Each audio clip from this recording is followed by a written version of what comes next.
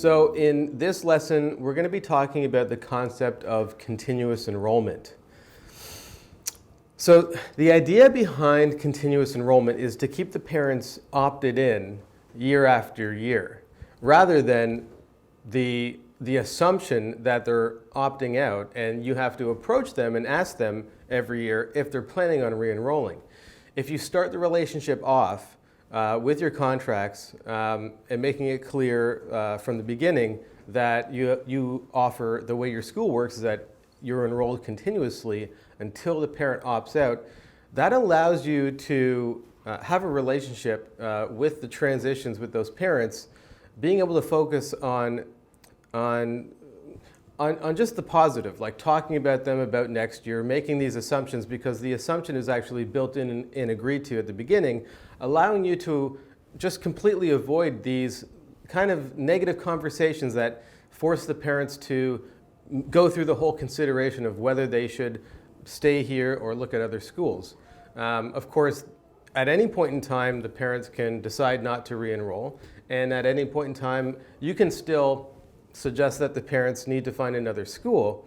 But for the parents, and hopefully the majority of your parents that you want to keep enrolled for your whole program, this is a way that just makes that easier and more likely that parents won't be thinking about leaving the school. So with continuous enrollment, the idea is once enrolled, always enrolled. And you can highlight the benefit of this to the parents at the beginning of the relationship when they're going through the admissions process by letting them know about the benefit of having guaranteed placement.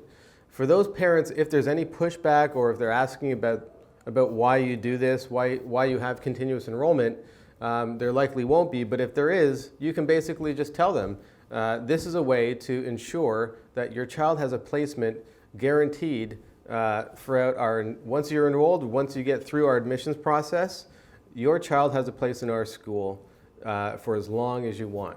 And this is something that you can actually go ahead and implement this year, even if you haven't been doing it. So the way you want to do that is, before the end of the year, because you're going to be doing a re-enrollment process anyways, you want to obviously prepare to have this discussion and talk about the benefits and the incentives of having a child having the enrollment change from a yearly cycle to a continuous cycle.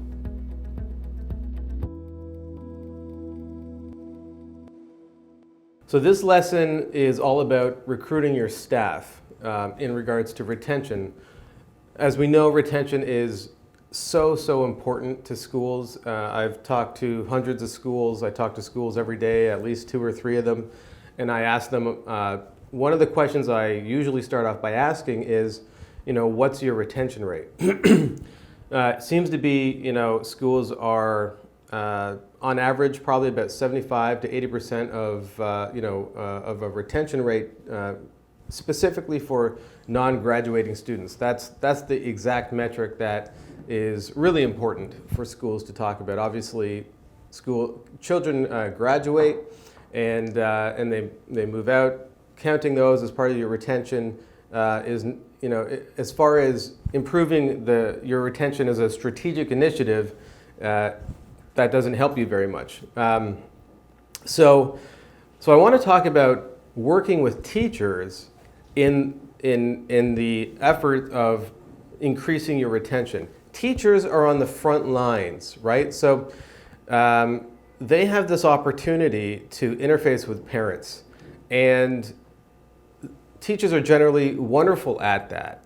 But the question is, how do we use that opportunity really strategically to work on retention, and what can teachers do to help the school increase retention? Of course, the most important thing is that the children are thriving. So that's assumed that's going on at your school.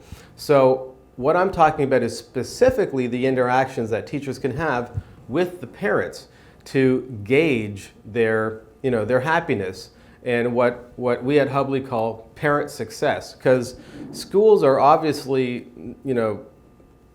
rightly so, completely focused on the success of the child. But there needs to be another strategy running in parallel, which is parent success. And we know Montessori schools are very focused on parent education, and there's good reason there. So that's something that we can talk about in another module. But very specifically, trying to approach this topic of parent success and in regards to retention is where teachers, if you have a strategy in place where you are, let's say on a regular basis, whether it's, let's say monthly. Monthly is a pretty good pace to work on something like this. You sit down with your staff, you have a meeting, and either it's in a staff meeting where everyone's together or you work with your staff one-on-one. Obviously, that's up to you. But you want to have the teachers answering the same questions in regards to each parent.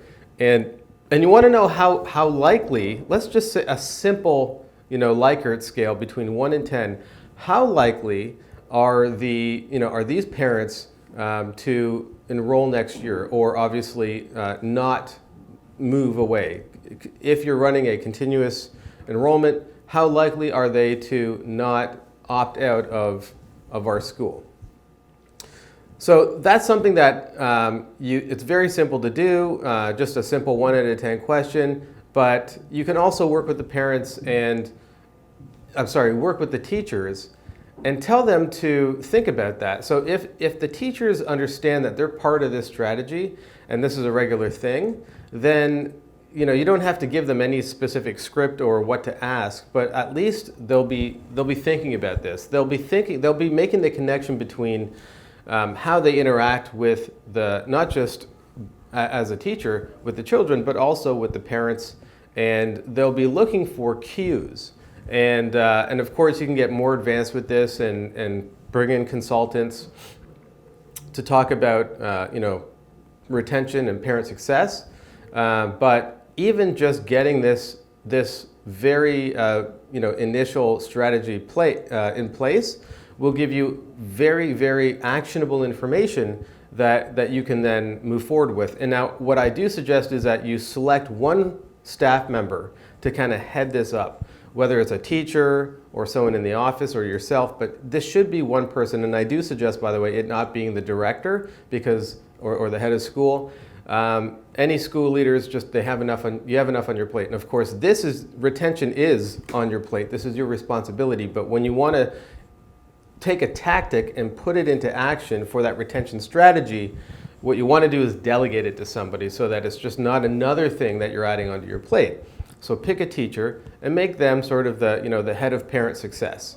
So really, the other benefit of selecting one person is that they'll get better and better at it, right? So if somebody's a teacher and obviously teaching is their main focus, but they've got this one new additional small job, they'll be able to get better and better at it. It'll become easier and easier for them to do. And you'll be able to gather information that you can then have those conversations with the parents that seem to be high risk at the right time. And of course, you want to be really using this information ideally before it becomes a problem. But certainly at those transition times from, whether someone's going from lower elementary to upper elementary, whatever it is, you want to make sure that you come prepared for that information. You can think about it. You can let it steep. You can take the information you know about the parents, and if you employ this on a very simple level, you're going to see an increase in your retention rate simply by being aware. It's kind of like one of the best ways to lose weight is just to write down everything you eat, just because you become aware of how much you're eating.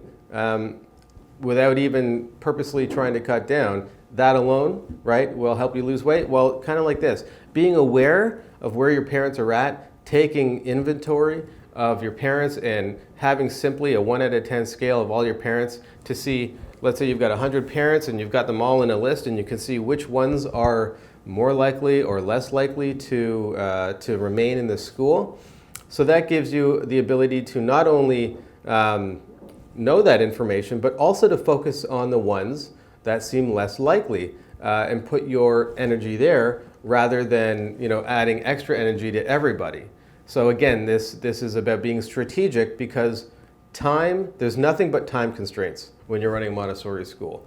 I know I sound like I ran one myself. I haven't, but I help work with Montessori schools day in and day out.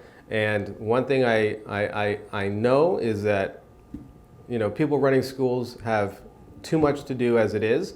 So taking your time and using it strategically, taking your focus and your workload and putting it to where it needs to be the most is one of the best ways to optimize your administration.